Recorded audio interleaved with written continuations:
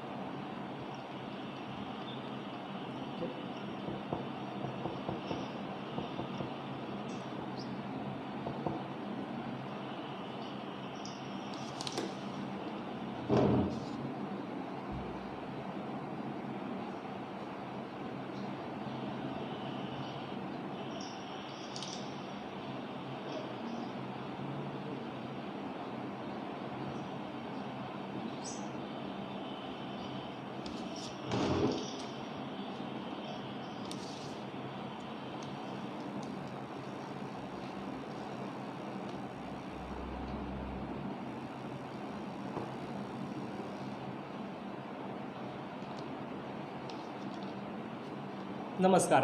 कळवा news nation या Facebook पेजमध्ये मी शुभम सर्वांचे मनपूर्वक स्वागत करतो. आपण अनेक माध्यमांमधून अनेक गोष्टींचा इतिहास जाणून घेतला असेलच, पण यंदा आपण आपल्या कळव्याचा इतिहास जाणून घेणार आहोत. आपल्या कळव्यातील श्री निशांत म्हात्रे यांनी आपल्या कळव्यावरती एकदम सुंदर असं पुस्तक लिहिलं आहे, ज्याचे नाव आहे माझा कळवा गाव. तर त्याच पुस्तकाचा आढावा घेऊन आपण पुस्तकाबद्दल आणि आपल्या कळव्याचा इतिहास या गोष्टींवर आपण संवाद साधणार आहोत. सर, सर्वप्रथम तुमचे खूप खूप स्वागत करतो मी आपल्या कळवा न्यूज नेशन या फेसबुक पेजमध्ये.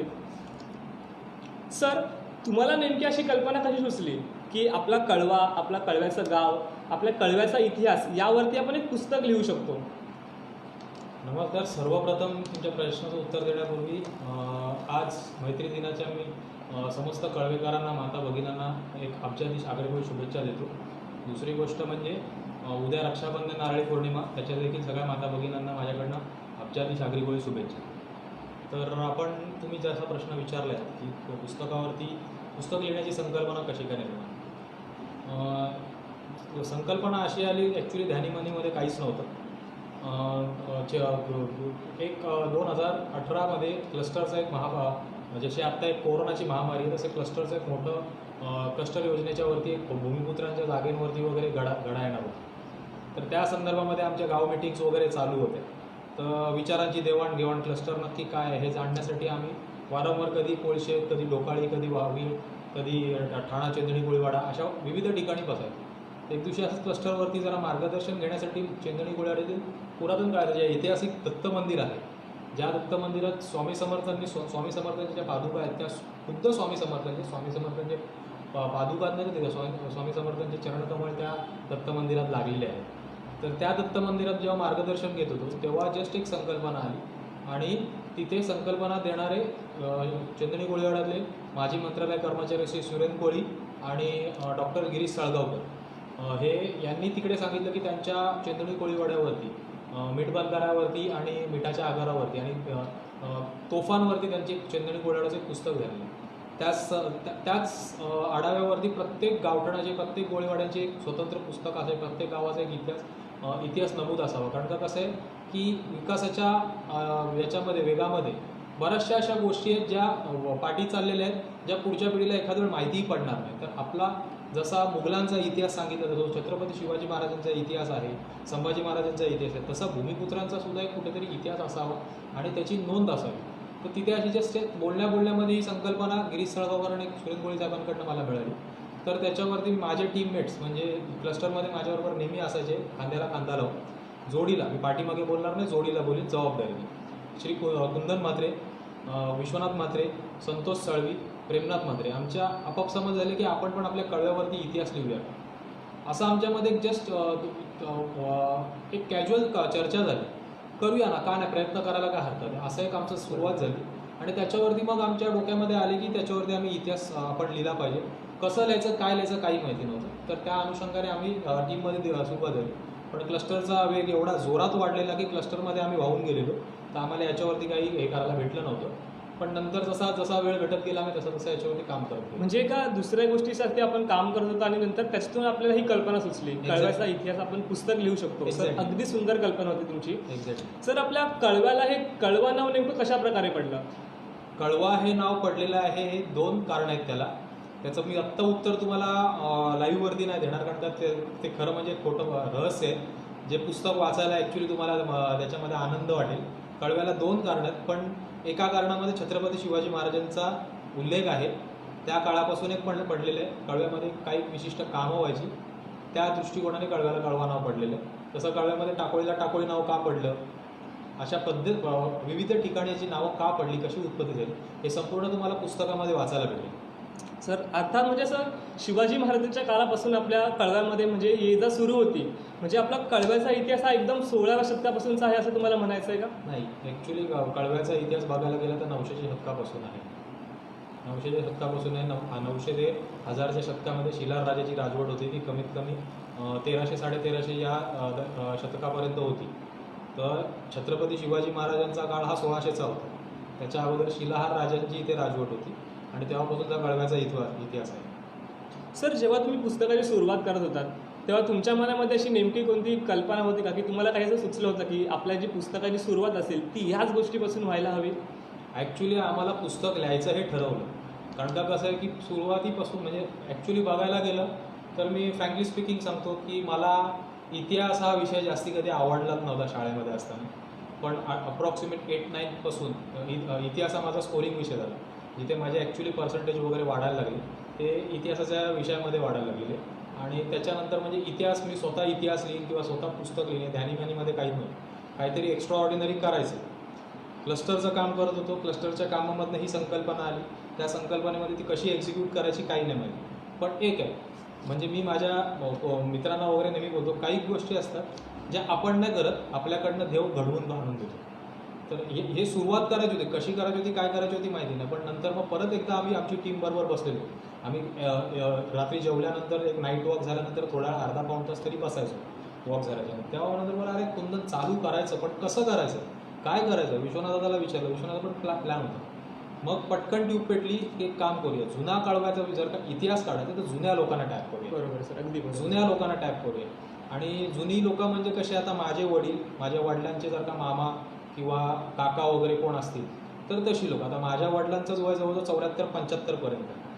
तर मग त्या सुरुवात करूया. पण परत शेवटी फायनली कसं होतं, जसं बोलतात की इतिहास हा काय देवाने दिलेला नाही आहे, इतिहास हा माणसाने दिलेला आहे आणि माणसाने स्वतःच्या हिशोबाने हे केलेलं आहे. फॉर एक्झाम्पल बघायला गेलं तर संभाजी महाराजांच्या बाबतीमध्ये किती चुकीचा इतिहास लिहिलेला आहे हे आपल्याला सर्वांना ज्ञात आहे. आणि संभाजी महाराज सिरियलमध्ये आपण प्रत्यक्ष बघितलं संभाजी महाराज काय होते. मी संभाजी महाराजांचा, शिवाजी महाराजांचा अत्यंत फॅन आहे.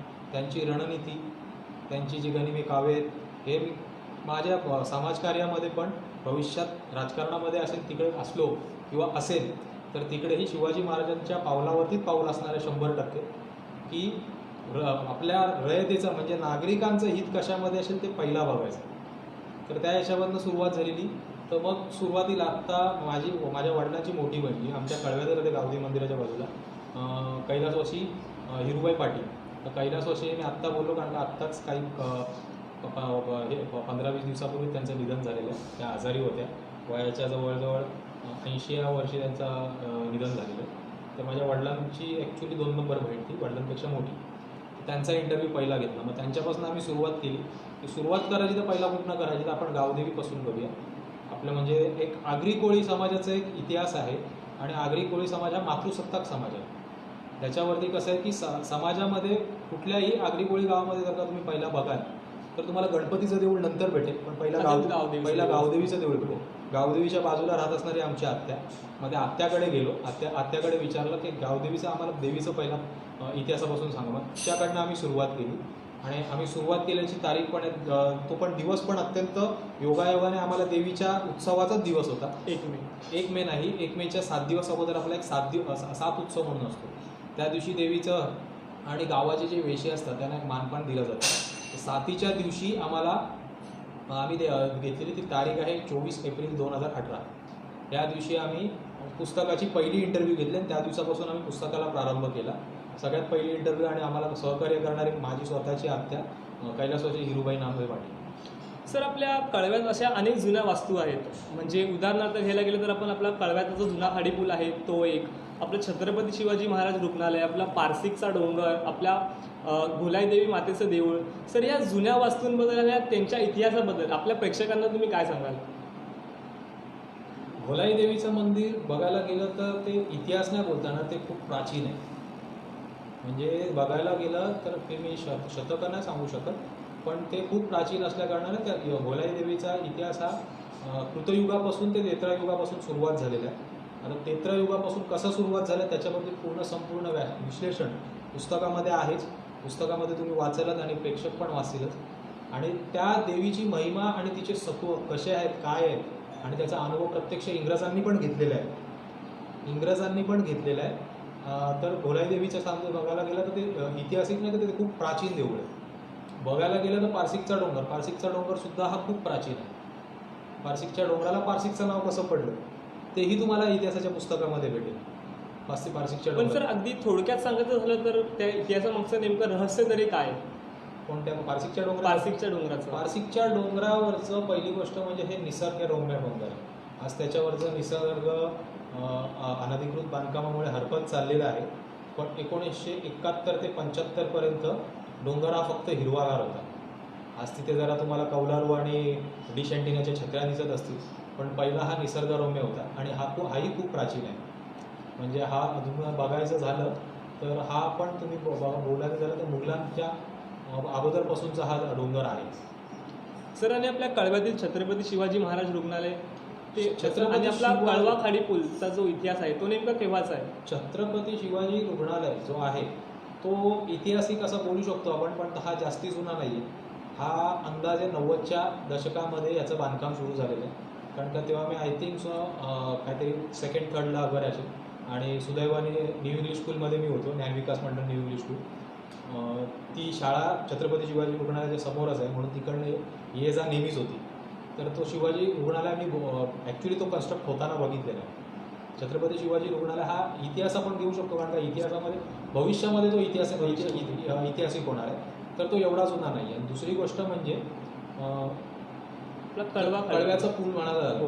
तर आजच्या तारखेला कळव्यामध्ये 2 पूल आहेत. एक जुना ब्रिटिशकालीन पूल दिसतोय तुम्हाला, त्याच्या बाजूला एक 95 ते 2000च्या याच्यामध्ये, माझ्यामध्ये 2000मध्ये त्याचं काम सुरू झालेलं होतं. 2005-06च्या दरम्यान त्याचं कन्स्ट्रक्शन संपुष्टात आलेलं होतं. आणि जर का बघायला गेलं तर जो जुना पूल आहे त्याच्या अगोदर अजून एक पूल होता ज्याच्यावरनं बैलगाड्या ॲक्च्युली आणि तो पूल या पुलाच्या पण बाजूनी होता. जिथे विक्रम एंटरप्राइजेस आहे त्याच्या बाजूनी तो पूल होता आणि त्या पुलावरनं बैलगाड्या वगैरे जायच्या. आणि त्या पुलाचे फक्त काहीतरी थोडेसे अवशेष हस्तगत आहेत. त्याचा शोध घेण्याचा प्रयत्न केला कारण का बरीचशी लोक आम्हाला सांगतात की त्याचे अवशेष आहेत वगैरे, पण आम्हाला त्याचे अवशेष काय भेटले नाही आजपर्यंत. पण तरी आमचा शोध चालू आहे. जर का मिळाला तर त्याचे फोटो 100% पुस्तकामध्ये आम्ही समाविष्ट करण्याचा प्रयत्न. सर आणखीन असे काही चित्र वगैरे काही नकाशे वगैरे आपल्या पुस्तकामधून आपल्या प्रेक्षकांना बघायला मिळणार आहेत का? तुम्हाला ब्रिटिशकालीनचा एक नकाशा पुस्तकामध्ये बघायला लागेल. सर तो नेमका कितव्या शतका म्हणजे कोणत्या सालचा असणार आहे तो पुस्तक? तो अंदाजे असेल तुम्हाला 1932. सर 1932 मध्ये आपला नेमका मग कळवा कसा होता? म्हणजे आपल्या जे आता कळव्यातील जो जुना बेलापूर रोड झाला, आपला एक शिवाजी हॉस्पिटलचा जो मार्ग झाला, असे अनेक रस्ते तेव्हा 1932 मध्ये नेमके कशा प्रकारे? 1932 मध्ये असे रस्ते असे नव्हते, महामार्ग वगैरे नव्हते. पण एक सांगेन की कळव्यामध्ये जुना बेलापूर रोड, शिवाजी महाराजांनी छत्रपती शिवाजी रुग्णालयाच्या समोरनं जो बेलापूर रोड गेलेला आहे हा नंतर झालेला आहे. बेलापूर रोड हा पहिला आतमध्ये नव्हता, तो घड्याळ चौकाच्या इकडनं गेलेला आहे. कळवा सुपर मार्केटच्या इकडनं जो रस्ता गेलेला आहे घड्याळ चौकाच्या इकडनं, तर तो तिकडनं जो जुना बेलापूर रोड आहे तो आजही तो सरकारी दप्तरामध्ये जुना बेलापूर रोड म्हणून तोच नमूद आहे. आणि जुना बेलापूर रोड म्हणजे हा तोच आहे. आणि मुंबई पुणा रोड जो म्हणजे प्रवीण हॉस्पिटलच्या समोरनं जो गेलेला जो पहिला पुण्याला जायला तो एकमेव महामार्ग होता. आणि त्याचं पण बरंचसं असं इतिहास आहे त्या महामार्गाचं पण आहे. त्याच्यावरती संपूर्ण तुम्हाला पुस्तकामध्ये पूर्ण डिटेलमध्ये भेटेल. आणि सर त्याचे काही चित्र वगैरे आपल्याला दिसणार आहेत का? काही बरेचसे जुने फोटोज आम्ही समाविष्ट केलेले आहेत. पण कळव्यातनं जसं तुम्ही 2 महामार्गांचं बोलले ते मी संपूर्ण करतो. कळव्यात बघायला गेले तर अधिकृत असे फक्त हे 2च रस्ते. बाकीचे सगळे जे रस्ते आहेत ते काही बिल्डिंगच्या जागेमधनं गेलेले आहेत, काही कोणाच्या घराच्या वैयक्तिक जागेमधनं गेलेले आहेत. ते मधले जे इंटरनल जे कॉन्क्रिटीकरणचे रस्ते झालेले हे ॲक्च्युली अधिकृत नाही आहेत. कारण का त्याची पूर्वकल्पना मूळ मालकांना किंवा मूळ बिल्डिंगधारकांना वगैरे अशी काही दिली नव्हती. ते तिकडचे त्यावेळेला त्यांनी फक्त गरज म्हणून करण्यात आले होते. आता गावदेवी मंदिराच्या समोरचा जो रस्ता आहे तुम्हाला बघेल, गावदेवी मंदिराच्या समोरनं जो सोनीपेठावरच्या इकडनं गावा मार्केटमध्ये जातो आणि गावदेवी मंदिराच्या पाठीमागनं एक रस्ता आहे. तर गावदेवी मंदिराच्या समोरचा जो रस्ता आहे तो 1966 साली श्रमदानाने देवीची पालखी जावी म्हणून कळवा विधायक मंडळ हे त्यावेळेला 16 जणांनी स्थापन केले होते. 16 जणांमधले काही जणांची नावं जी जुन्या लोकांना ज्ञानात होती त्या लोकांची नावं त्या रस्त्याच्या श्रमदानामध्ये आपण नमूद करण्यात आलेली आहे. पण हा रस्ता पण बघायला गेला त्याच्यावरती पण कॉन्क्रिटीकरण झालं, तेही अधिकृतरित्या असं नाही आहे, त्याची कुठली पूर्वकल्पना मालकांकडनं वगैरे नव्हती. असे बरेचसे 99% रस्ते असे, हे 2 रस्ते सोडले तर बाकी सगळे रस्ते हे अनधिकृत असे बोलता येऊ शकतात. सर आपलं जे पुस्तक आहे माझा कळवा गाव, या पुस्तकामध्ये आपलं फक्त कळव्याचीच माहिती आपल्याला प्रेक्षकांना मिळणार आहे, वाचकांना, की कळव्यालगत असलेला खारेगाव आणि विठावाची पण आपल्या प्रेक्षकांना वाचायला मिळणार आहे? आपण शक्यतो माझा कळवा गाव घेतल्यानंतर खारेगावचा त्याच्यामध्ये समाविष्ट केलेला नाही आहे, विठाचा समाविष्ट केलेला नाही, कारण का खारेगाव हा एक्झॅक्टली वेगळा पडलं. इवन तो खारेगाव आणि विटाव्याला पिनकोड जरी सेम असला जो कळव्याला यूज करतात, पण प्रत्यक्षात आयडेंटिकली त्यांच्या गावाचं स्वतंत्र नाव आहे खारीगाव, जे खाडी किनारी बसलेलं आहे म्हणून त्याला नाव खारीगाव पडलेलं आहे. आणि विटावा हा पुरातन म्हणजे संभाजी महाराजांच्या अगोदरपासूनचा तो गाव आहे. कोळीवाडा तिकडचा प्रख्यात आहे आणि प्राचीन आहे. विटाव्याच्या बाबतीतलं मी तुम्हाला एक नमूद करू इच्छितो. विटाव्यामध्ये विटाव्या कोळीवाडीमध्ये एक हे आहे, दर्गा आहे. त्या दर्ग्यामध्ये आतमध्ये एक विहीर आहे. त्या विहिरीचं पाणी अजून पण पाणी गोडं पाणी तिकडे आहे. जे पाणी ते पिण्यासाठी इथे छत्रपती शिवाजी महाराजांची बोट थांबलेली आहे, मुघलांची इथं बोट थांबलेली आहे. तर खास करून त्या दर्ग्याच्या विहिरीचं पाणी पिण्याच्या दृष्टिकोनाने इथे हॉल्ट घेतला जात होता. हे आपल्या पुस्तकामध्ये पण नमूद आहे. फक्त एक जसं काय सगळ्यात प्रश्नांची उत्तरांमध्ये मी तुम्हाला पुस्तकात वाचा सांगू नाही शकत, म्हणून फक्त एक थोडंसं ओपन केलं. हो सर. आणि सर असं असतं ना की आपल्याला म्हणजे पूर्वीचे जे चित्र असतात म्हणजे फोटोज असतात ते आपल्याला आता एवढे सहजासहजी मिळत नाही, म्हणून आपण असं एक कल्पना करून की अशा प्रकारे असेल तर असे तुम्ही काही चित्र म्हणजे तयार करून आपल्या पुस्तकामध्ये दर्शवण्याचा प्रयत्न केला आहे? आपण ॲक्च्युली खरं म्हणजे ओरिजिनल जुने फोटो शोधण्याचा बराचसा प्रयत्न केला. बराचसा प्रयत्न आणि अजूनही चालू आहे. म्हणजे बघायला गेलं तर जसं मी न्यू इंग्लिश स्कूलचा तुम्हाला उल्लेख सांगितला. न्यू इंग्लिश स्कूल ही खूप संघर्षमय शाळा स्थापन झालेली आहे. 5 विद्यार्थ्यांपासून ती एका छोट्याशा टेंट म्हणजे याच्यामधनं कौलारू घरापासून सुरू झालेली आहे. तर 1974चे त्यांचे फोटो आपल्याला मिळालेले. तर असेच बरेचसे अजून फोटो आहेत जे शोधण्याचा प्रयत्न केला, काही लोकांकडनं मिळाले. काही फोटोज मिळवण्यासाठी एल्फिस्टनला जाऊन आलो, जिथे इंग्रजांचं एक रेकॉर्ड रूम आहे. जिथे इंग्रज काळी जे फोटो काढलेले त्यांचं रेकॉर्ड रूम तिकडे आहे. पण माझं दुर्दैव की मी गणपतीच्या टायमात तिकडे गेलेलो आणि बराचसा स्टाफ हा आपली कळवा हा कोकणपट्टीमध्येच गणला जातो. तर बरीचशी पब्लिक ही कोकणामध्ये गेलेली होती गणपतीसाठी. तर मला तिकडे स्टाफ अवेलेबल मिळालं नव्हतं. तिकडच्या एका फक्त क्लार्कने सांगितलं, साहेब बोलू संबंधित अधिकारी इथे नाही आहेत आता, तर तुम्ही नंतर या. आणि मग त्यांच्याकडनं तुम्हाला योग्य ते तुम्हाला फोटो वगैरे किंवा तुम्हाला हे मिळू शकतात, योग्य ती माहिती तुम्हाला सोर्सेस मिळू शकतात. नाहीतर मग तुम्हाला आम्ही थेट इंग्लंडची ईमेल आय डीज किंवा कॉन्टॅक्ट डिटेल्स देऊ, तिकडनं तुम्ही फोटो ऑब्टेन करू शकता. इथे नाही मिळालं तरी इंग्लंडला 100% तुम्हाला भेटतं. तर आपण असे काही जे फोटोज मिळाले त्यांचा समाविष्ट केलेला आहे. जसं काही फोटोज नाही मिळत आहेत तर मग आपण त्या फोटोंची जरा फोटोशॉपमध्ये प्रतिकृती करून हे करण्याचा प्रयत्न केला. एक्झाम्पल की ही जागा आहे, या जागेवरती पूर्वी विहीर होती, पण ते विहिरीचा फोटो कोणाकडे मिळत नाही आहे. मग आस्थागात असणारे त्या जागेचा फोटो काढलेला आहे. फोटोशॉपमध्ये काय केलेलं आहे की वरती एक्झॅक्टली ॲक्च्युअल फोटो दाखवलेला आणि खालती त्याच्यावरती एक फोटो विहिरीचा फोटो टाकून ती विहीर दाखवण्यात आली. सर म्हणजे बऱ्यापैकी आपल्याला माहिती मिळणार आहे आपल्या पुस्तकातून.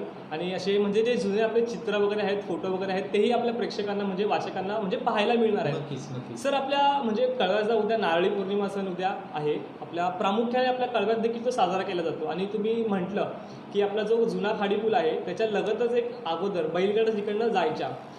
मानाचा नारळ जो असतो तो कळव्यातनं कधी गेला नाही, कारण का कळव्यातनं ॲक्च्युली मानाचा नारळ कधी गेला नव्हता.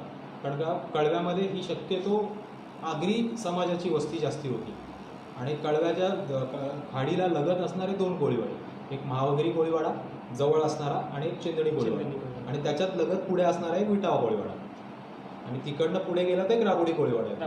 तर कोळीवाड्यातनं ॲक्च्युली निघतात. कोळीवाड्यातनं चेंदणी कोळीवाड्यामधनं एक मानाचा नारळ निघतो, मागिरी कोळीवाड्यातनं निघतो, राबोडीतनं निघतो. पण राबोडीतला नारळ हा तिकडे जातो बाळकुंच्या खाडीच्या इकडे, आणि हे 2 नारळ इकडे जातात. ते वाजत जातात त्यांच्याकडे. कळव्यातनं असं काय ते कळवा ब्रिजवरनं म्हणजे जे पोलिसांचं जे वर्कशॉप आहे, पोलिसांच्या व्हॅनचं रिपेरिंगचं वर्कशॉप SP ऑफिसच्या पाठीमध्ये, तिथून ते कळवा ब्रिजपर्यंत अशी एक भव्य दिव्य असते, जशी 1 मेची जत्रापर्यंत अशी एक मोठी जत्रा असते. कळव्यातले लोक पण परंपरा पाळतात नारळी पौर्णिमेची.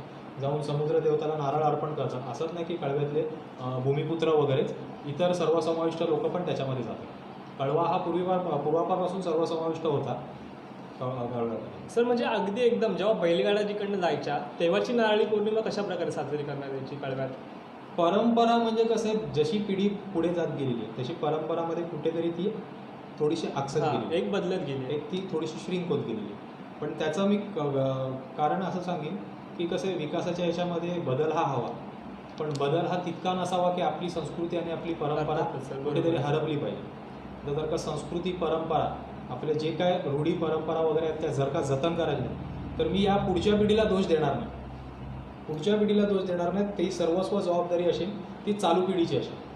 जर का चालू पिढी पुढची पिढी घडवत नसेल की जर का गणपती उत्सव कसा साजरा करायचा, गौरी उत्सव कसा साजरा करायचा, नारळी पौर्णिमा कशी साजरी करायची, 1 मेची जत्रा काय आहे, 7 उत्सव काय आहे, साथीचे मान कुठे कुठे आहेत, त्याच्यानंतर परत गोविंदा काय आहे, गोविंदाच्या आदल्या दिवशी पण श्रीकृष्ण अंगात येतो काही लोकांच्या, तर असे प्रकार पण कळव्यामध्ये आहेत आणि हा प्रत्यक्ष अनुभव आम्ही बघितलेला लहानपणी. तर या जर का पुढच्या पिढीला जर का आपण आत्तापासून तयार करू तर ती पुढे तुमची जतन घडेल. नाहीतर आज कसं आहे, तुम्ही बोलता की माझा मुलगा इंजिनियर झाला पाहिजे, माझा मुलगा डॉक्टर झाला पाहिजे. ठीक आहे, डॉक्टर होऊन जर का तो अमेरिकेला गेला तर अमेरिकेमध्ये तुमचा गणपती बसवेल का? परत तुमची इकडची जत्रा अमेरिकेमध्ये साजरा करू शकेल का? नारळी पौर्णिमेला त्याला तिथे समुद्र कुठे भेटणार आहे आणि समुद्रामध्ये नारळ टाकल्यानंतर त्याच्यावरती गुन्हा दाखल होणार नाही. मग आपली परंपरा, आपली रूढी, आज जसा गणपती आणि शिमगा हे 2 उत्सव कोकणातले असे असतात की भले मालकाने सुट्टी नाही दिली तरी नोकरीला लाथ मारून जसा कोकणी माणूस कोकणामध्ये जातो, ती परंपरा प्रत्येकाने जपली पाहिजे, ती परंपरा. तर मी ते सरळ सांगितलं की जबाबदारी चालू पिढीची. जर का चालू पिढी पुढच्या पिढीला घडवत नसेल तर मी सरळ सांगेन की चालू पिढी नालायक आहे. आणि जर का पुढची पिढी जर का स्वतःहून उत्सुकतेने जर का कुठची गोष्ट परंपरा जतन करायला तयार आणि चालू पिढी जर का त्याच्यामध्ये प्रोत्साहन देत नसेल आणि करत नसेल, तरी मी बोलेन की चालू पिढी नालायक आहे. सर अगदी बरोबर, तुमचं म्हणणं अगदी पटलं की कोकणातला शिमगा आणि गणेशोत्सव साजरा करायला कोकणी माणूस अगदी आपल्या कामाच्या सुट्ट्या नाही मिळत तर तो खाडे करून कोकणात जातो. अगदी सर पटण्यास्पद गोष्ट ही. सर आपल्या कळव्यातील जे गावदेवीचं देऊळ आहे त्याचा इतिहास अगदी प्राचीन काळापासूनचा आणि 19व्या शतकापासूनचा आहे. तर सर काय सांगाल आपल्या इतिहासाबद्दल, आणि जी आपली गावदेवीची पालखी आहे ती म्हणजे पूर्वी कशा प्रकारे साजरा करण्यात यायची सर? तर बघायला गेलं तर तुम्ही नमूद केलं 19व्या शतक गावदेवीचा प्राचीन आहे, 19व्या नाही, हे 1800-1700 पासून आहे. कळव्यामध्ये आत्ता प्रत्येकाला गावदेवी आणि कळवण देवी आहे. कळव्यामध्ये ॲक्च्युली 3 देव्या होत्या. तिसरी देवीच्या बाबतीत पुस्तकामध्ये बघा नंबर 1 रहस्यमय, कारण का पुस्तकाला अर्थच नाही राहणार. 3ऱ्या देवीच्या बाबतीत पुस्तकामध्ये बघा बऱ्याचशा काही भूमिपुत्रांना सुद्धा माहिती नाही आहे की कळव्यामध्ये 3 देव्या होत्या. कळव्यामध्ये 3 देवी होत्या, गावदेवी आणि कळवण देवी. 3ऱ्या देवीचं नाव, ती देवी आजही आहे, फक्त ती कळव्यात नाही आहे. ती कुठे आहे, काय कसं आहे ते संपूर्ण तुम्हाला पुस्तकात भेटेल. ती तिकडे कशी गेली, काय गेली याच्या संदर्भात संपूर्ण वृत्तांत सहित त्याच्यावरती तुम्हाला दिलेलं आहे. आणि देवी ही पहिला 1700-1800 पासून स्वयंभू देवी आहे आणि शिलाहार राजाच्या राजवटीपासून या देवीचं अस्तित्व आहे. देवीचं सत्व आहे, देवीची महिमा, देवीचा साक्षात्कार हा प्रत्यक्ष काही लोकांनी अनुभवलेला आहे. देवीला प्रत्यक्ष काही लोकांनी रात्री घोड्यावरनं बघितलेली आहे. त्याचे अनुभव सगळे पुस्तकात आहेत. त्यांच्या नावासहित त्यांचे अनुभव तुम्ही पुस्तक वाचताना तुमच्या अंगाला 100% शहारे येणार. तो जो अनुभव तेव्हा सांगत होते त्यांचे आम्ही इंटरव्ह्यूज घेतलेले आहेत, जे आम्ही ॲक्च्युली व्हिडिओ रेकॉर्डिंग केलेले आहेत. आम्ही हँड रिटन केलेले नाही, ते व्हिडिओ पण आम्ही पुस्तक प्रकाशन झालं की ते व्हिडिओ आम्ही फेसबुकवरती पब्लिकली व्ह्यू करणार आहे. ते व्हिडिओ जेव्हा तुम्ही ऐकाल, पुस्तक प्रकाशन झाल्याच्या बरोबर 11व्या दिवशी आम्ही ते व्हिडिओ सोडणार. त्या व्हिडिओजमध्ये तुम्हाला दिसेल की प्रत्येकाने जसा अनुभव घेतलेला आहे आणि जो अनुभव जेव्हा ते सांगतात तेव्हा आमच्या अंगाला असे हातावरची केसं वगैरे ताट झाले, शहारे धारा होते. म्हणजे अंगामध्ये एक ती वेगळीच ऊर्जा आली. देवीचं अस्तित्व, देवीचं काय होतं हे तुम्हाला पुस्तकामध्ये 100% सर किती जणांचे मनोगत आपल्याला जाणून म्हणजे तुम्ही घेतले पुस्तकाच्या आधारावर? पुस्तकाच्या मदतीसाठी आम्ही कमीत कमी 14 ते 15 इंटरव्ह्यूज घेतले, ज्यांचे त्याच्यामध्ये 12-13 जणांचे तर व्हिडिओज आहेत. एक व्हिडिओ जरा ॲक्सिडेंटली डिलीट झालेली, पण त्यांचा अनुभव पूर्ण पुस्तकामध्ये भेटेल. ज्येष्ठ आहेत ते, आजच्या तारखेला चांगले वरिष्ठ आहेत ते, अनुभव आहे. आणि काही लोकांचे ऑडिओ रेकॉर्डिंग्स आहेत, तर ते यूट्यूबवरती सध्या अपलोड होताना मला सोर्स भेटत नाही आहे. पण स्वतः आय टीचं असणारं म्हणजे मी त्याच्यामध्ये काहीतरी R&D करीन, त्यांचा व्हिडिओ मी बॅकग्राऊंडला टाकून समोर काहीतरी फोटो टाकण्याचा प्रयत्न 100% करेन. सर तुम्ही आता म्हटलात की IT, मग सर IT आणि पुस्तकाचं ताळमेळ नेमकं कसं जुळवून आणलं तुम्ही? आता हा ॲक्च्युली खरं इंटरेस्टिंग प्रश्न विचारला तुम्ही मला. म्हणजे मला बरेचसे लोक विचारतात की तू IT मधला माणूस आहेस, तू लॉमध्ये कसा काय आलास, आणि जसं तुम्ही आता विचारलं की तुम्ही लिटरेचरमध्ये कसं काय. तर बघायला गेलं ना, ॲक्च्युली मला बऱ्याचशा लोकांनी क्रिटिसाइज भरपूर केलेलं आहे की तू हे करू शकत नाही. मग जेव्हा मला कधी कोण बोलतो ना तू हे करू शकत नाही किंवा हे तुझ्याकडनं होणार नाही, तेव्हा त्या माणसाचे मी ते वर्ड्स चॅलेंजिंग घेतो आणि मी ते 100% पूर्ण करण्याचा प्रयत्न करतो. लहानामध्ये ॲक्च्युली आम्ही तिघं भाऊ. माझा मोठा भाऊ हा डॉयशे बँकमध्ये व्हाईस प्रेसिडेंट आहे, IT ऑपरेशनमध्ये पुण्याला असतो. माझी बहीण, माझ्यापेक्षा दोघांचं शिक्षण जास्त आहे. माझा अभ्यासामध्ये तेवढा रस नव्हता, माझा स्पोर्ट्समध्ये तेव्हा जास्ती रस होता. मला म्हणजे बरीचशी लोकं बोलायचे. मी माझी आई होती तेव्हा मी आईला बोललो, मी तुला काहीतरी असं करून दाखवू की जे हे काहीतरी एक्स्ट्रा ऑर्डिनरी असेल आणि ते कळव्यात कोणीच नसेल केलेलं. पण ते काय करायचं ते मला काय माहिती नव्हतं. हा चॅलेंज मी दिलेला होता आईला काहीतरी 8वीत का 9वीत असताना.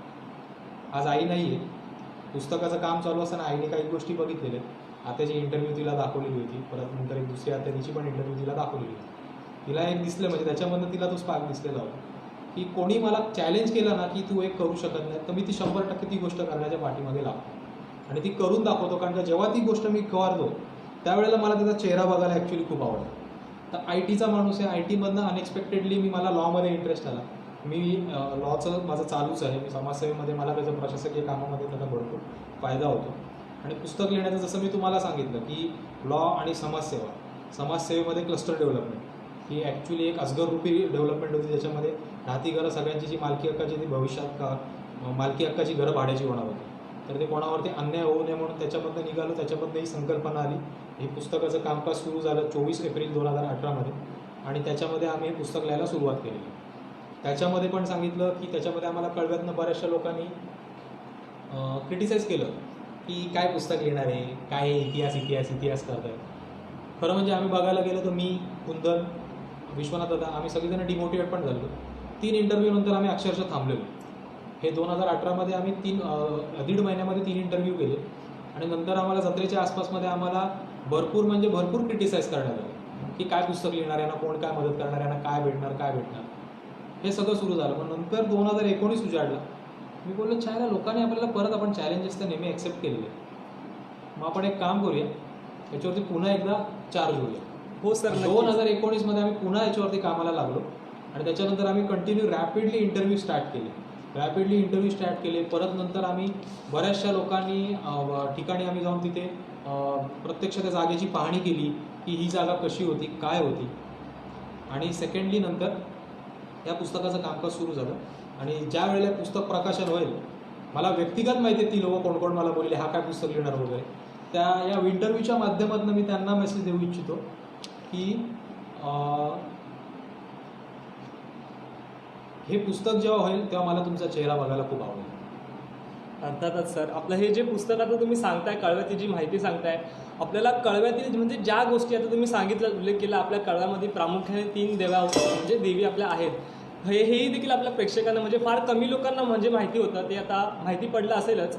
सर आपल्या कळव्यामध्ये म्हणजे आपला जसा देश विविध समाजांनी नटलेला आहे, तसं आपला कळवा देखील विविध समाज म्हणजे परंपरेने नटलेला आहे. म्हणजे अनेक इथे लोक राहतात. सर आपल्या कळव्यामध्ये जे विविध समाजाचे लोक आहेत त्यांची आपल्या कळव्यात नेमकी कशा प्रकारे सुरुवात झाली? कळव्यात सुरुवात अशी बघायला गेलं तर पूर्वीपारपासून आहे. कळव्यामध्ये जसा आगरी समाज आहे, म्हणजे लोक बोलतात की आम्ही गाववाले, आम्ही आगरी, तर तसं नाही आहे. फक्त आगरी समाजातील लोक इकडची गाववाले आहेत. पूर्वी अंदाजे 70-80पर्यंत तरी 70च्या दशकापर्यंत 80पर्यंत कळव्याची 4000च्या वरती लोकवस्ती नव्हती. आणि कळव्यामध्ये जसा आगरी समाज आहे, इकडचा भूमिपुत्र गाववाला आहे, तसंच मुस्लिम समाजसुद्धा आहे, तसंच बौद्ध समाजसुद्धा आहे आणि तसंच ब्राह्मण समाजसुद्धा आहे. तर याच्यामध्ये मी विशेषतः मेन्शन करू इच्छितो, जे दीपक कर्लाद आहे हे मूळचा भूमिपुत्र आहेत, कळव्याचे गाववाले. त्याच्यानंतर जसे हे आवी बडजी, लीलाधर बडजी, हे दोन्ही जोशी फॅमिली, दोन्ही आडनाव जोशी असले तरी दोघांचे फॅमिलीज वेगवेगळे आहेत. हेही इकडचे भूमिपुत्र आहेत. यांचे वडिलोपार्जितपासून इकडे जे कळव्यामध्ये जे पूजन केले जाते हे लीलाधर भटजी आणि आवी भटजी यांच्या पूर्वजांपासून झालेलं आहे. फार कमी जणांना, म्हणजे आत्ता पण माझ्या बऱ्याचशा मित्रांमध्ये मुस्लिम समाजातले पण काही लोक आहेत जे इकडचे खरेखुरे भूमिपुत्र आहेत. त्याच्यातले काही नावं मी तुम्हाला आत्ता इथे मी डिस्क्लोज करतो. तकी चौलकर यांच्या आजोबांचे इकडे 4 म्हशीचे गोठे होते. तकी चौलकर हे इकडे भूमिपुत्र आहेत. त्याच मनाने मुन्ना राऊत, त्याचप्रमाणे मिया अन्सारी काका, त्यांनी पण मला खूप मदत केली. मुन्ना राऊत दादांनी पण खूप मदत केली आहे. तकीचे लहान भाऊ सज्जू, त्यांनी पण खूप मदत केलेली आहे.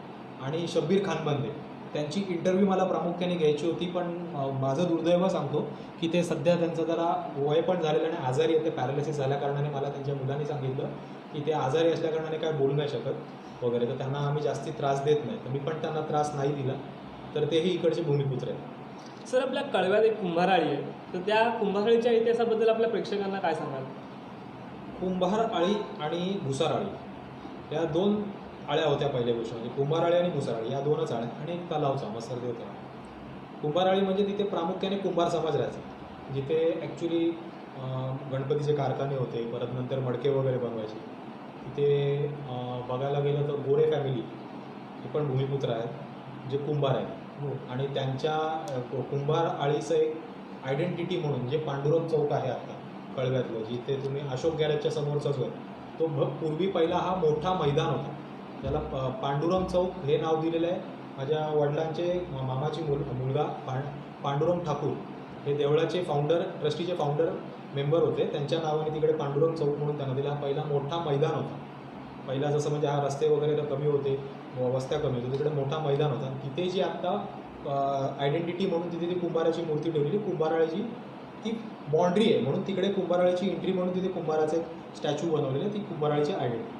आणि भुसाराळी हे ॲक्च्युली तिकडे कसे, जे आता मुस्लिम समाजातले पटेल म्हणजे हे त्यावेळेचे, म्हणजे पटेल हे जरी गुजराती आडनाव असलं तरी मुस्लिम समाजामध्ये पण पटेल आहेत आणि ते भूमिपुत्र आहेत. कळव्यातले मगाशी एक नाव चुकून राहिलं, क्षमा असावी मला. ते पटेलसुद्धा हे कळव्याचे भूमिपुत्र आहेत. आणि हे ॲक्च्युली बिझनेसमॅन लोक म्हणून भुसाराळी म्हणून त्याला भुसाराळी असं नाव पडलेलं आणि याला कुंभाराळी असं नाव पडलेलं. सर, आपल्या कळव्यामध्ये देखील अनेक म्हणजे सार्वजनिक गणेश उत्सव साजरा करतात. सर, आपल्या कळव्यातील सर्वात पहिला म्हणजे सार्वजनिक गणेश उत्सव मंडळ नेमकं कोणतं? कळव्यात सार्वजनिक गणेश उत्सव मंडळ असा पहिला कोणता नाही आहे. सर्वात पहिला जर का सार्वजनिक गणेश उत्सव जर का कोणी सुरुवात केला असेल तर तो सह्याद्री सोसायटीने केलेला. कारण का कळव्यातली 1969 साली सगळ्यात पहिली सोसायटी आणि कॉम्प्लेक्स म्हणून रजिस्टर होणारी ती सर्वात पहिली सोसायटी श्री सह्याद्री सोसायटीची सह्याद्रीमध्ये, जिचं काम अंदाजे सुरू झालेलं असेल 1968-67 मध्ये. 1969 साली तिचं अधिकृत नोंदणी झाली सोसायटीची. सर्वात पहिला सोसायटी ती बिल्डिंग क्रमांक 2 ही संपूर्णतः पूर्ण झालेली आहे. त्या बिल्डिंगचा जर का तुम्हाला फोटो पाहिजे असेल तर तो माझ्याकडे आहे. तो मी नंतर ॲज अ बॅनरवरती मी येणारच आहे तो. आणि त्या फोटो त्यांच्या सोसायटी ऑफिसमध्ये सुद्धा मेन्शन आहे सोसायटी. आणि या टोटल काहीतरी 12 का 15 बिल्डिंग्स आहेत.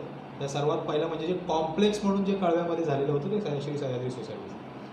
आणि सगळ्यात पहिला गणेश उत्सव मंडळ तिकडे झालं. म्हणजे लोकमान्य टिळकांचं जे संकल्पना होती की अच्युत समाजाला जो मान दिला जात नाही, देवाला पाया पडायला वगैरे, आणि त्यांच्यासाठी म्हणून गाभाऱ्यातल्या गणपती हा मंडपात आणण्याची संकल्पना होती. ती सर्वात पहिल्या जागा कोणी सुरू केली असेल ती सह्याद्री सोसायटी. सर, बरोबर आहे सर तुमचं. सर, आपलं जे पुस्तक आहे ते तुम्ही जेव्हा लिहित होता तेव्हा तुम्हाला नेमकं कोणी मार्गदर्शन केलं, कोणाचा नेमका तुम्हाला हातभार लागला आहे? नक्की, यांची मी फेसबुकवरती लिस्टसुद्धा अपलोड केली आहे. मी सर्वात पहिला तरी मी विशेष धन्यवाद करीन श्रीमंत शेखर फर्मन. तर श्रीमंत का म्हणालो हे पुस्तकात तुम्हाला भेटेल. मी बाकी सगळ्यांना श्री, सौ, श्रीमती वगैरेंनी उल्लेख केलेला आहे, पण मी विशेषतः मेन्शन करीन श्रीमंत शेखर फर्मन यांनी मला मदत केलेली आहे. त्याच्यानंतर मला जसं मी कैलासवासी हिरूबाई नामदेव पाटील, श्री गोवर्धन हशा म्हात्रे, परत नंतर माणिक ठाकूर, परत नंतर कृष्णा ठाकूर, हे असे अनेकसे ज्येष्ठ नागरिक आहेत कळव्यातले, ज्यांनी कळवा घडताना बघितलेला आहे, कळव्यामधला बदल होताना बघितलेला आहे. कळव्यातल्या सगळ्या गोष्टी त्यांनी स्वतः अनुभवलेल्या आहेत किंवा स्वतः कळव्यासाठी त्यांनी बरंचसं त्यांचं योगदान दिलेलं आहे.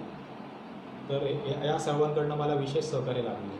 सर, आपलं जे पुस्तक आहे माझा कळवा गाव हे नेमकं कधी प्रकाशित होणार आहे आणि प्रेक्षकांच्या भेटीस ते कधी म्हणजे कधी येणार आहे आणि पुन्हा सर एक सर्वात महत्त्वाचं ते पुन्हा असं नेमकं प्रकाशित होणार आहे? पुस्तक प्रकाशन हा ॲक्च्युली आमच्यासमोर पण एक प्रश्नचिन्ह पडलेलं आहे. कारण का पुस्तकाचं काय झालेलं आहे की आम्हाला ॲक्च्युली ते जुलैमध्ये प्रकाशित करायचं होतं, 2 जुलैला. कारण का 2 जुलैला माझ्या आईचा वाढदिवस असतो, त्या दिवशी आम्हाला प्रकाशन करायचं होतं. पण हे कोरोनाची सावड आली आणि त्या निमित्ताने मला पुस्तक प्रकाशन करता येणार. पण पुस्तकासाठी एक भली मोठी अमाऊंट लागणार आहे. ती अमाऊंट कित्येक लक्षांमध्ये आहे. त्याचा अंदाजे आम्ही बजेट काढलेला होता. तरी त्याची अंदाजे कॉस्ट झाली होती 6 लाख रुपये. तर तेही आमच्यासमोर प्रश्न पडलेला होता की ती कशी हँडल. सर, फेसबुकवरनं आपल्याला कमेंट्स येतात की आदित्य गायकवाड आणि शुभांगी पोद्दार हे विचारत आहेत की आपलं जे पुस्तक आहे ते नेमकं कधी प्रकाशित होणार आहे? त्याच्यावरतीच आहे, मी पुस्तकाच्या प्रकाशनावरतीच बोलतो. पुस्तक प्रकाशन आता कसं आहे, ते कोरोनाचा काळ किती चालणार आहे हे आपल्याला ॲक्च्युली काही माहिती नाही. कारण का लॉकडाऊन हा 17 मार्चपासून सुरू झालेला आहे. 21 दिवस, 15 दिवस, 10 दिवस, आठवडा, महिना, आता 31 ऑगस्ट आपल्याला सांगितलेली. पण नक्की 31 ऑगस्टच्या नंतर 1 सप्टेंबरला आपल्याला मोकळा श्वास मिळणार आहे किंवा नाही मिळणार आहे हे आपल्याला माहिती नाही. पण पुस्तकाचं जे प्रकाशन होणार हे वाजत गाजत 100% होणार. आणि या पुस्तकाच्या प्रकाशनाला फक्त कळवाच नाही, कळव्याच्या बाजूचे जे सख्खे शेजारी आहेत विटावा आणि खारेगाव, त्याचप्रमाणे अख्ख्या ठाण्यातल्या आणि मुंबईतल्या गावठण कोळीवाड्यातल्या लोकांना सुद्धा त्याच्यामध्ये आमंत्रित असणार आहे. त्या प्रकाशनामध्ये ते भव्य दिव्य प्रकाशन असणार आहे. तर मला हे सोशल डिस्टन्सिंग वगैरे ते सगळं नको आहे त्यावेळेला. म्हणून त्या दृष्टिकोनाने आपल्याला वाजत गाजत करायचं आहे. समस्त कळवेकरांना म्हणजे हा जो सण असतो एक जसं म्हणजे जत्रा गेलेली आहे, काही लोकांची ईद गेलेली आहे, आता गणपती पण आपल्याला चौकटीत करायला लागेल. काल बकरी ईद चौकटीत झालेली आहे. तर तो ॲज अ सण म्हणून वाजत गाजत साजरा होणार. आता सर बरोबर. सर, अशी एखादी गोष्ट किंवा असा एखादा प्रसंग जो तुम्हाला पुस्तकाबद्दल आपल्या प्रेक्षकांना सांगायला आवडेल? पुस्तकाबद्दल सांगायला असं म्हणजे बरंचसं काय काय आहे. ॲक्च्युली ज्या वेळेला पुस्तक लिहित होतो, जसं मी तुम्हाला सांगितलं की आम्हाला क्रिटिसाईज पण भरपूर करण्यात आलं की पुस्तक म्हणजे बघायला गेलं तर पुस्तक, जसं मी सांगितलं मी IT चा माणूस आहे, मला लिखाणाच्या बाबतीतलं काहीच माहिती नाही. पण जसं समाजसेवेमध्ये काही पत्रव्यवहार करायला लागलो, पण ती भाषा प्रशासकीय होती. त्याच्यामध्ये पुस्तकामध्ये प्रशासन घेऊ नाही शकत. मग नंतर नक्की काय करायचं, मग मध्ये परत फॉल्ट झालेलो. 2019मध्ये जर मी सांगितलं इंटरव्ह्यूज चालू होते आणि मी थोडाफार लिहिलेलं होतं. एक कमीत कमी 30-35 पानं तरी लिहिली होती. म्हणजे जशी माहिती भेटत होती मी माझ्या शब्दांमध्ये लिहिली. तर ती शब्दरचना वेगळी होती त्याच्यामध्ये. कारण का जसं मी सांगितलं IT चे मी प्रोग्रामिंग इथे टाकू नाही शकत किंवा नेटवर्क इथे नाही टाकू शकत किंवा प्रशासकीय लँग्वेज आहे ती लँग्वेज इथे नाही टाकू शकत. पण मी माझ्या पद्धतीने लिहून ठेवलेलं होतं. मला जशी माहिती भेटत होती तशी मी माहिती लिहून ठेवली. आणि मग नंतर कसं करायचं काय करायचं, पण मला काही फोटोज नव्हते भेटत, काही नंतर मला सहकार्य भेटत नव्हतं. मला ॲक्च्युली परत मी तिथे डिमोटिवेशनला चाललो आहे 2019मध्ये. पण नंतर परत एक आत्महत्या एक आवाज आला की नाही निशांत, तू करू शकतोस. 2010 साली जो तुझ्यावरती प्रसंग आलेला त्याच्यामधनं जसं तू निघालेलास, 2015 उजाडलं त्याच्यासाठी, पण त्याच्यातनं तू निघालेलास, तर तू प्रसंगाला सामोरे जाऊ शकतोस. You are a fighter. आणि मला बऱ्याचशा वेळेला लोक पण म्हणालेले की जर का 2010 साली जर का माझ्यावरती तो प्रसंग आला नसता तर एखाद्या वेळी 2011मध्ये मी UKला असतो. माझ्याकडे UKची अपॉर्च्युनिटी होती. मला एक चांगल्या 7 स्टार हॉटेलची अपॉर्च्युनिटी. त्या हॉटेलची अपॉर्च्युनिटी असताना मला विजा वगैरे माझं जरा लिटिगेशनमध्ये जाणार होतं, तर मला ती अपॉर्च्युनिटी उचलता नाही आली. तेव्हा मला माझा एक अत्यंत खूप चांगला मित्र जो भावासारखा आहे आणि विश्वनाथ होता, यांनी मला काय सांगितलं की तू आज UKला गेला असतास तर कळव्यामध्ये जर का तू जे आगरी समाजाचा पायंडार असलास किंवा तू जे करायला लागलास तर हे तू UKला गेला असतास नसतं गेलं. नंतर आपण जी काय कामं करतो तर आपण एकामेकांना ओळखत नव्हतं. तर विश्वनाथ हा माझ्या भावाचा वर्गमित्र आहे, त्याला मी लहानपणापासून ओळखतो. तर मला त्यांनी सांगितलं बघ तुला लहानपणापासून मी बघितलं, यू आर अ फायटर. मग त्यांनी मला नंतर ते सांगितलं आणि नंतर मग परत सुरुवात केली. मग काय करायचं, मग मी फक्त एक छोटीशी DTP बनवली की मी पुस्तक लिहितो आहे. ते पुस्तक लिहित असताना मी त्याची म्हणजे कळवा गावकरी मंडळ असं एक आम्ही 2014-15 साली आम्ही ग्रुप फॉर्म केलेला कुंदननी. त्याच्यामध्ये कळव्यातले सगळे फक्त आगरी समाजाचे लोक त्याच्यामध्ये घेतलेले. कारण का पहिला जसं म्हणतात की पहिला स्वतःचं घर सांभाळा, मग एरिया सांभाळा आणि मग नंतर गाव सांभाळा. तर त्याच्यासाठी पहिला घर म्हणजे पहिला मी आगरी समाज सांभाळायला गेलो. आज मी जवळजवळ कळव्यासाठी टोरंटोमध्ये पण मी ज्वलंत आहे. तर त्या निमित्ताने मी जसं करायला गेलो ती DTP टाकली. त्याच्यामध्ये ती पोस्ट टाकल्यानंतर मला दुसऱ्या दिवशी मी जस्ट ऑफिसच्या बाहेर फक्त बघायला आलेलो, तर त्याच्यावरती मला मदन ठाकूर साहेबांची तिकडनं गाडी गेली, ॲडव्होकेट मदन ठाकूर. कधी नव्हे तर मदन ठाकूर साहेब रस्त्यामध्ये माझ्याशी कमीत कमी 20 मिनटं बोलत होते. रस्त्यात उभे राहून आम्ही बोलत होतो. त्यांनी मला फक्त एकच सांगितलं, तू जे हे काम सुरू केलं आहेस ना, हे काम खरंच खूप चांगलं आहे आणि या कामामध्ये तुला खूप यश मिळणार आहे आणि गावाचं काहीतरी तू कायापलट, म्हणजे गावामध्ये काहीतरी एक वेगळं निर्माण होणार आहे. मग तिथे जेव्हा मला जे मदन ठाकूर साहेबांनी मला सांगितलं, मग नंतर ते मला बोलले की तुला मला 2 दिवसांनी भेट, आपण याच्यावरती बोलूया. मी जरा काल रात्रीपासून विचार करतो, तुझी पोस्ट बघितली, खरंच मला खूप आनंद झाला.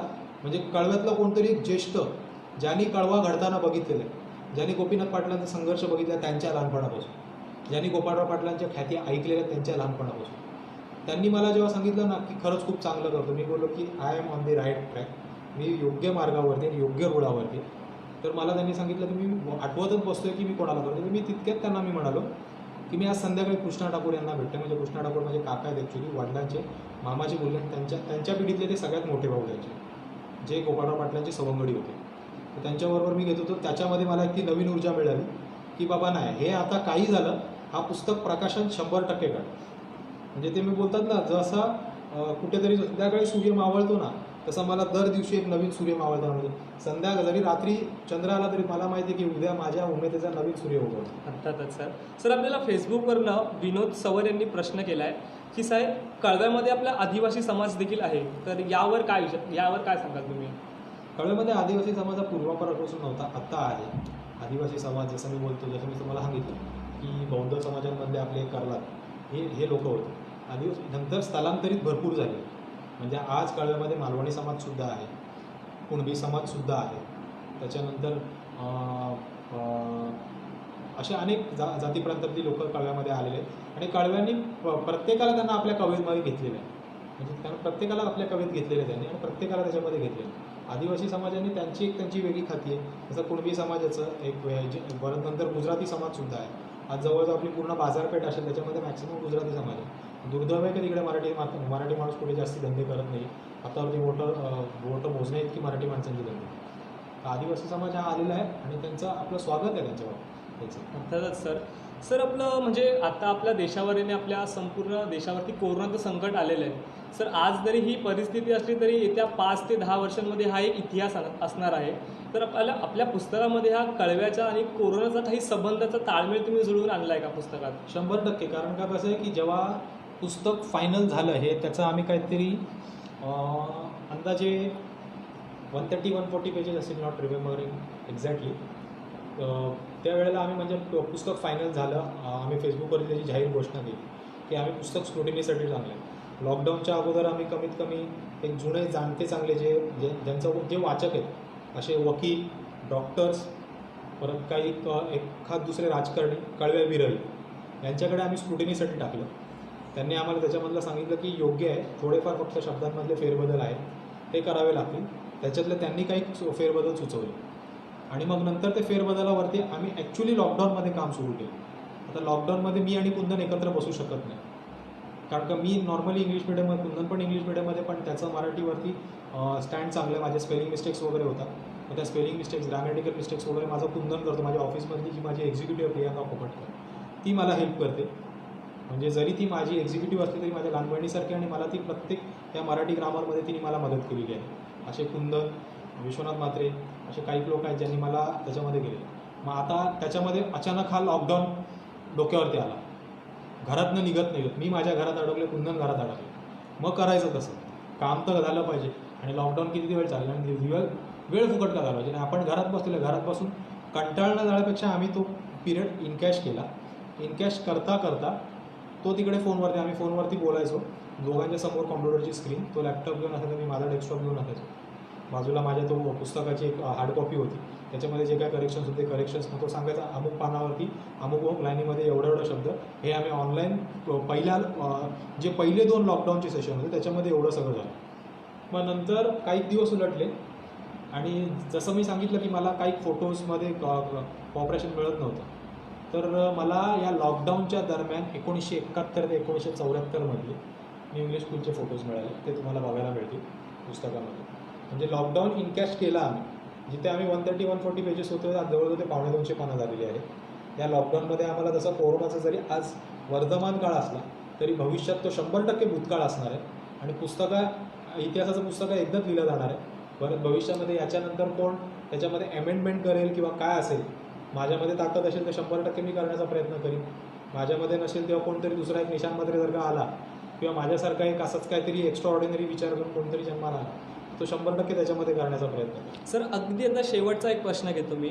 सर आपली जी तरुण पिढी आहे ती आपल्या म्हणजे त्यांना इतिहासाबद्दल जाणून घ्यायला काही कुतूहल वाटत नाही, म्हणून तुम्ही आपला कळव्याचा इतिहास टिकवून ठेवण्याकरिता पुढच्या पिढीसाठी आपल्या पुस्तकाव्यतिरिक्त काही आणखीन उपक्रम केला आहे का?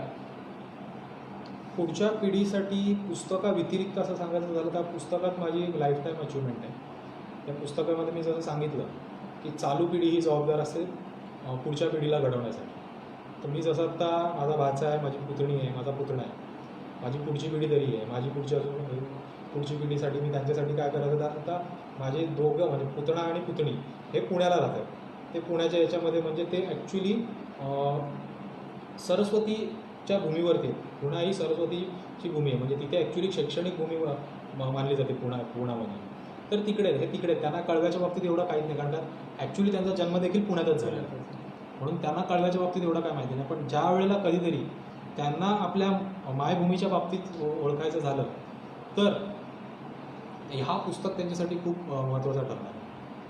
हा पुस्तक त्यांच्यासाठी खूप महत्त्वाचं. जसं मी सांगेन की पुस्तकाच्या व्यतिरिक्त मी सांगेन जे आपले सण आहेत ते जर का आपल्याला जर का आपली संस्कृती जपायची, आपली परंपरा जपायची असेल तर आपल्या ज्या काय सण असतील तर मी पुढच्या भावी पिढीला आवाहन करेन की आता जे तुमचे वरिष्ठ करतायत ती सगळ्या भूमिका आत्ता तुम्ही बघून घ्या. तुम्ही जर का आत्ता बघाल त्याच्यामुळे तुम्हाला इंटरेस्ट वाटेल. जसं म्हणजे मी माझ्या लहानपणीपर्यंत तरी माझ्या हातामध्ये मोबाईल नव्हता. सगळ्यात पहिला साधे मोबाईल होते, आज स्मार्टफोन आहे. तर म्हणजे फोन नव्हता त्या काळापासून आहे. 95ला सगळ्यात पहिला मोबाईल आला. सगळ्यात पहिला मोबाईल 95ला आला. त्याच्यापासून आत्ता स्मार्टफोनपर्यंतचं पर्व हे सगळं आहे. तर पुढच्या पिढीने स्वतःहून याच्यामध्ये इंटरेस्ट घ्यावा असं मी सांगेन. की जसं मी पुस्तकात असं ना इतर पण जसं म्हणजे आपले आज सगळीजणं स्मार्टफोनमध्ये आज कसं आहे की जसं मी सांगितलं की चालू पिढी ही जबाबदारी आहे पुढच्या पिढीसाठी. की जिथे आम्ही मैदानामध्ये ढोपरे पडत होतो कबड्डी खेळून, क्रिकेट खेळून, लगोरी खेळून, हट्यापाट्या खेळून, आज तीच सगळी मुळी तेच व्हर्च्युअल गेम मोबाईलमध्ये खेळतात. त्यांची जिथपर्यंत ढोपरे फुटत नाही ना तिथपर्यंत ते स्ट्रॉंग होऊ नाही शकतात. आज जी आपण इम्युनिटी पॉवरसाठी आर्सेनिक अल्बम 30च्या गोळ्या खातोय महिन्यातनं 3 दिवस 4 गोळ्या 3 गोळ्या.